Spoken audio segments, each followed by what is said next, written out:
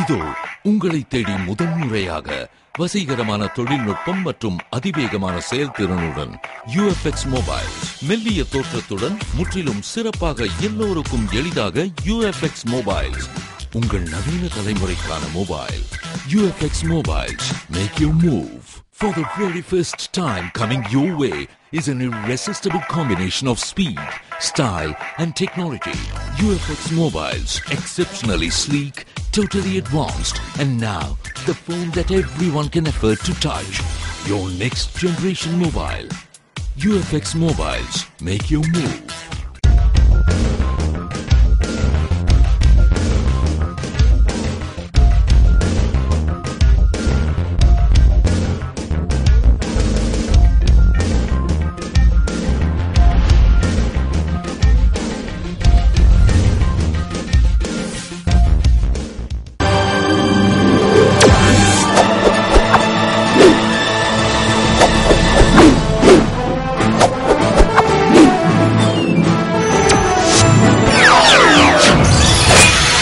நீங்கள் பார்த்துக் கொண்டிருப்பது AJK டிவியின் புதுவை மாலை.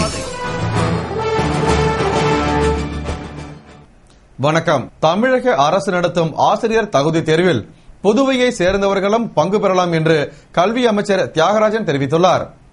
இதுகுறித்து அமைச்சர் தியாகராஜன் கூறுகையில், தேசிய ஆசிரியர் கல்வி நிறுவனம் 1ஆம் வகுப்பு முதல் 8ஆம் வகுப்பு வரை ஆசிரியர்களாக நியமிக்கப்படுபவர்கள் அந்தந்த மாநில அரசுகளால் அங்கீகரிக்கப்பட்ட ஆசிரியர் தகுதி தேர்வில் தேர்ச்சி பெற்றிருக்க வேண்டும் என விதியை வகுத்துள்ளது.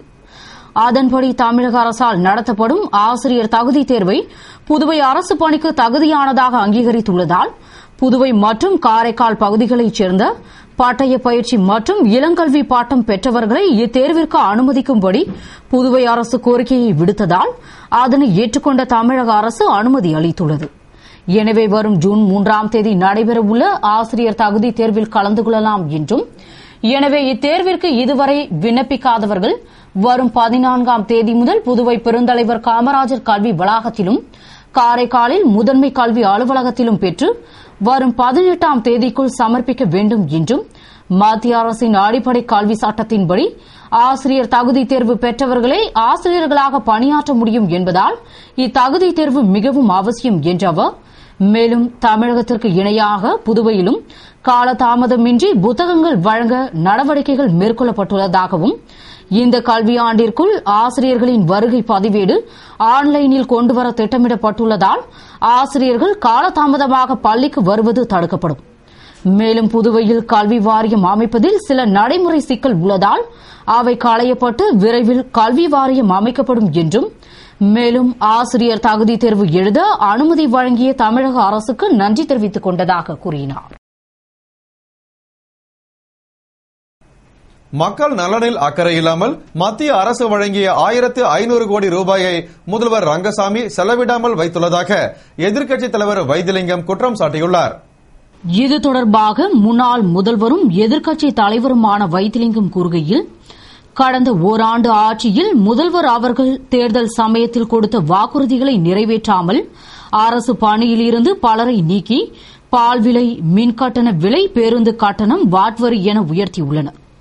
மேலும் சென்டாக் மூலம் தேர்வாகும் பொறியியல், மருத்துவம் உள்ளிட்ட மாணவர்களுக்கு கல்லூரி கட்டணத்தை அரசே வழங்கும் என்று கூறிவிட்டு அதற்கான அரசாணையை இன்னும் வெளியிடாததால் இதை நம்பி கல்லூரியில் சேர்ந்த ஏழை மாணவர்கள் கடன் வாங்கி படித்து வருவதாகவும், கடந்த ஆட்சியில் செய்தது போன்றே இந்த ஆட்சியிலும் தமது தொகுதியைச் சேர்ந்தவர்களுக்கு மட்டுமே வேலையை வாரி வழங்கி வருவதாகவும், காவலர், அமைச்சக பணியாளர்கள் என 5000க்கும் மேற்பட்ட காலியாக உள்ள பணியிடங்களை நிரப்ப மத்திய அரசு அனுமதி வழங்கியும் அதனை நிரப்ப நடவடிக்கை எடுக்காததோடு மத்திய அரசு வழங்கிய 4800 கோடியில் 1500 கோடியை செலவு செய்யாமல் வைத்திருப்பதாகவும், மத்திய அரசு வழங்கிய 2500 கோடி வெள்ள நிவாரண நிதியை மீனவர் மற்றும் பாதிக்கப்பட்டவர்களுக்கு வழங்காமல் வேறு பயன்பாட்டிற்கு மாற்றும் முயற்சியில் தீவிரமாக உள்ளதாகவும், மக்கள் நலனில் அக்கறை இல்லாமல் நிதியை செலவிடாமல் வைத்திருக்கும் நிலையை காங்கிரஸ் தட்டி கேட்காமல் இருப்பது முறையாகாது.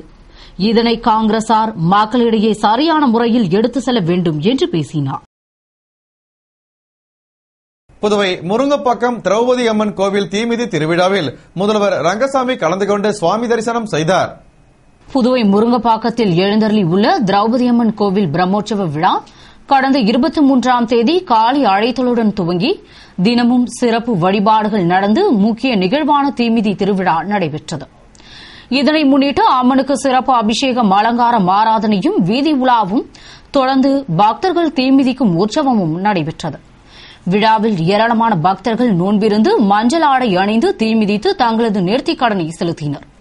இதில் முதல்வர் ரங்கசாமி, சபாநாயகர் சபாபதி, ஏஎப்டி பஞ்சாலை தலைவர் பாலன், பாரதி பஞ்சாலை தலைவர் பாஸ்கர் உள்பட பலரும் திரளான பொதுமக்களும் கலந்து கொண்டு சாமி தரிசனம் செய்து அம்மனின் அருள் கடாட்சத்தை பெற்றனர். விழாவிற்கான ஏற்பாடுகளை அறங்காவல் குழுவினர், பொதுமக்கள் மற்றும் விழா குழுவினர் செய்திருந்தனர். புதுவை பயணம் சமூக சேவை அமைப்பின் கிளையின் பயணம் பயிற்சி மையம் திறப்பு விழாவில் முன்னாள் நகரமன்ற துணைத் தலைவர் திரு ஜான்குமார் கலந்து கொண்டு அலுவலகத்தை திறந்து வைத்தார். புதுவை கிராமப்புற மாணவர்களின் நலன் கருதியும் அரசு கல்லூரி மற்றும் வேலைவாய்ப்பிற்கு காத்திருக்கும் இளைய தலைமுறையினரை கருத்தில் கொண்டும் பயணம் சமூக சேவை அமைப்பின் சார்பில் குறைந்த கட்டணத்தில் டியூஷன், கோச்சிங், டுட்டோரியல் மற்றும் கணினி பயிற்சி உள்ளிட்ட பல்வேறு உளவியல் சார்ந்த சிறப்பு பயிற்சிகளுக்கு பயணம் அமைப்பின் கிளை துவக்க விழா தவளக்குப்பம் நல்லவாடு சாலையில் நடந்தது. இதில் அறுபடை வீடு மருத்துவ கல்லூரி மக்கள் தொடர்பு அதிகாரி பெருமாள், விநாயக மிஷன் செவிலியர் கல்லூரி முத்தமிழ் செல்வி, தொண்டு நிறுவன இயக்குநர் கணேஷ் ஆகியோர் முன்னிலை வகித்து விழாவினை துவக்கி வைத்திட சிறப்பு விருந்தினராக முன்னாள் நகரமன்ற துணைத் தலைவர் ஜான்குமார் கலந்து கொண்டு அலுவலகத்தை திறந்து வைத்தார். தொடர்ந்து பெருந்தலைவர் காமராஜர் வேளாண் அறிவியல் நிலைய தலைவர் சுரேஷ் பெயர் பலகையை திறந்து வைத்திட பாகூர் வட்ட காவல்துறை ஆய்வாளர் மோகன்குமார் கணினி பயிற்சி வகுப்பினையும் துவக்கி வைத்தார். விழாவிற்கான ஏற்பாடுகளை பயணம் சமூக சேவை அமைப்பு நிர்வாகிகள் செய்திருந்தனர். புதுவை இந்திரா காந்தி அரசு பொது மருத்துவமனையில் உலக செவிலியர் தினத்தை முன்னிட்டு செவிலியர்கள் மெழுகுவர்த்தி ஏற்றி உறுதிமொழி ஏற்றுக்கொண்டனர். அன்னை பிளாரன்ஸ் நைட்டிங்கேல் பிறந்த நாள் விழா செவிலியர்கள் அனைவராலும் சேவை என்ற தன்னலம் கருதாத கருத்துடன் ஒருமித்த மனதோடு உலக செவிலியர் தின விழாவாக கொண்டாடப்படுகிறது. அதன்படி இந்திரா காந்தி அரசு பொது மருத்துவமனை மற்றும் பட்ட மேற்படிப்பு மையத்தில் உலக செவிலியர் தின விழா செவிலியர் கண்காணிப்பாளர் தமயந்தி முன்னிலையில் சிறப்பாக கொண்டாடப்பட்டது. இந்நிகழ்ச்சியில் செவிலியர் கண்காணிப்பாளர்கள், தலைமை செவிலியர்கள், செவிலியர்கள் அனைவரும் கலந்து கொண்டு மெழுகுவர்த்தி ஏற்றி பிளாரன்ஸ் நைட்டிங்கேல் அவர்களின் உறுதிமொழியை ஏற்று பிளாரன்ஸ் நைட்டிங்கேலுக்கு மலரஞ்சலி செலுத்தினர்.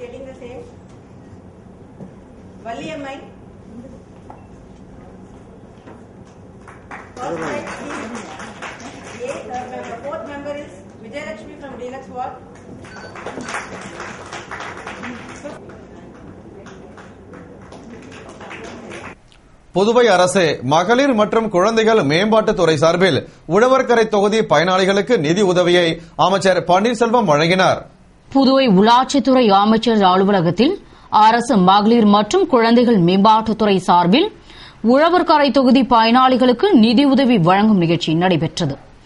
இதில் சிறப்பு அழைப்பாளராக அமைச்சர் பன்னீர்செல்வம் கலந்து கொண்டு குலவிளக்கு திட்டத்தின் கீழ் 44 பயனாளிகளுக்கு தலா 500 வீதம் 22,000 அரவணைப்பு திட்டத்தின் கீழ் 30 பயனாளிகளுக்கு தலா 1,200 ரூபாய் வீதம் 36,000 ரூபாயும், ஏழை பெண்ணின் திருமண உதவித்தொகையாக 13 பயனாளிகளுக்கு 15,000 வீதம் 1,95,000, விதவை மகள் திருமண உதவித்தொகையாக 22 பயனாளிகளுக்கு தலா 20,000 வீதம் 4,40,000 என மொத்தம் 6,93,000 ரூபாய்க்கான நிதியுதவியை வழங்கினார். அப்போது துறை உதவி இயக்குநர் விஜயலட்சுமி, நல அதிகாரிகள் மற்றும் ஊர் முக்கிய பிரமுகர்கள் உடன் இருந்தனர்.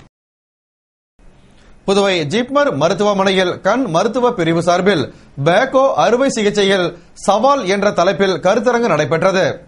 புதுவை கண் மருத்துவர்கள் சங்கம் மற்றும் ஜிப்மர் கண் மருத்துவ பிரிவு சார்பில் ஜிப்மர் மருத்துவமனை சூப்பர் ஸ்பெஷாலிட்டி கட்டிடத்தில் உள்ள அரங்கில் அதிநவீன கண் மருத்துவ அறுவை சிகிச்சையில் பேக்கோ அறுவை சிகிச்சையின் சவால் 2012 என்ற தலைப்பில் கருத்தரங்கு ஜிப்மர் இயக்குநர் ரவிக்குமார் தலைமையில் நடைபெற்றது. இதில் ஜிப்மர் கண் மருத்துவ பிரிவு தலைவரும் புதுவை மாநில கண் மருத்துவர்கள் சங்க தலைவருமான டாக்டர் ரேணுகா சீனிவாசன் முன்னிலையில் நடைபெற்ற கருத்தரங்கில் தமிழ்நாடு மற்றும் புதுவை மாநிலத்திலிருந்து 100க்கும் மேற்பட்ட கண் மருத்துவர்கள் கலந்து கொண்டனர். கூடுதல் கட்டண வசூலுக்கு எதிர்ப்பு தெரிவித்து மினி டோர் உரிமையாளர்கள் சுங்கச்சாவடியை முற்றுகையிட்டு போராட்டத்தில் ஈடுபட்டனர்.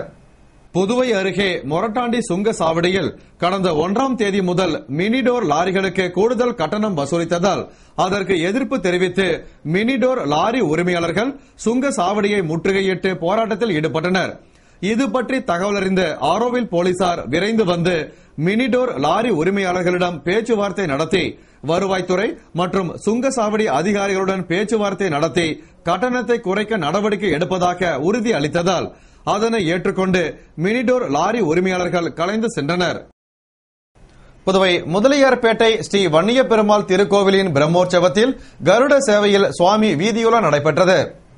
புதுவை முதலியார்பேட்டையில் எழுந்தருளி நிலையார நின்று அருள் பாலித்துக் கொண்டிருக்கும் ஸ்ரீ ஆளர்மேல் மங்கை சமேத ஸ்ரீ ஸ்ரீனிவாச பெருமானுக்கு நடந்து வரும் பிரம்மோற்சவத்தில் கருட சேவையில் சுவாமி வீதி உலா மாடவீதி வழியாக நடைபெற்றது.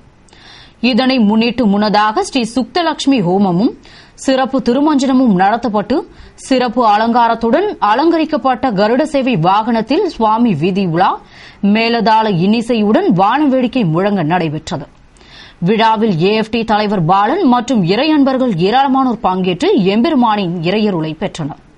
விழாவிற்கான ஏற்பாடுகளை அறங்காவல் குழுவினர், விழா குழுவினர் மற்றும் ஊர் பொதுமக்கள் செய்திருந்தனர். புதுவை கொய்யவரப்பாளையம் அருள்மிகு ஸ்ரீ ஆனந்த முத்துமாரியம்மன் ஆலய சித்திரை திருவிழாவில் 108 குத்துவிளக்கு பூஜை நடைபெற்றது. புதுவை குயவர்பாளையத்தில் எழுந்தருளி வேண்டுவோருக்கு வேண்டும் வரம் அளித்து அருள் பாலித்துக் கொண்டிருக்கும் அருள்மிகு ஸ்ரீ ஆனந்த முத்துமாரியம்மன் ஆலய 42ஆம் ஆண்டு சித்திரை திருவிழாவில் குத்துவிளக்கு பூஜை நடைபெற்றது. இதனை முன்னிட்டு முன்னதாக கோவிலில் கோபூஜை, கன்யா பூஜை, சுபமங்கல பூஜையுடன் அம்மனுக்கு அபிஷேக அலங்கார ஆராதனையுடன் 108 குத்துவிளக்கு பூஜை நடைபெற்றது. இதில் கன்னி பெண்கள் மற்றும் சுமங்கலி பெண்கள் நோன்பிருந்து பங்கேற்று குத்துவிளக்கிற்கு குங்குமம் மற்றும் மலர்களால் அர்ச்சனை செய்து வழிபட்டனர். பங்கேற்ற கன்னி பெண்கள் மற்றும் சுமங்கலி பெண்களுக்கு அருட்பிரசாதம் வழங்கப்பட்டது. திரளான பக்தர்கள் கலந்து கொண்ட விழாவிற்கான ஏற்பாடுகளை விழா குழுவினர் செய்திருந்தனர். இத்துடன் செய்திகள் நிறைவடைந்தன. வணக்கம்.